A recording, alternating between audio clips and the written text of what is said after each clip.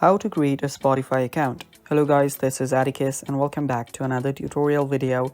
In today's video, I'll teach you guys how you can create a Spotify account. So without any further ado, let's dive right into it. The first step that you will need to do is download the Spotify app. You can easily get it from your App Store or Google Play Store. Now, after you've downloaded the app, you can open it up. Now, this is the first interface that you'll be at.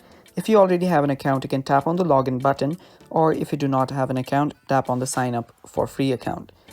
After doing that, you'll get different options to create an account, such as you can continue with your email, you can continue with your Google account, you can even continue with your Facebook, or you can continue with your Apple account.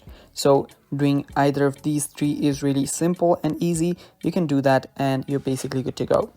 Other than that, tap on continue with email and then type in your email.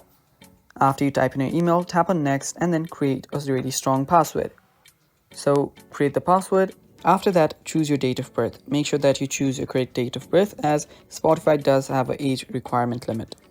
After that, you'll need to choose your gender and then you will need to accept the terms and conditions. After that, tap on create account option and then your account creation should begin. And it's that simple. Now you can choose your artist, whichever you'd like, and there we go.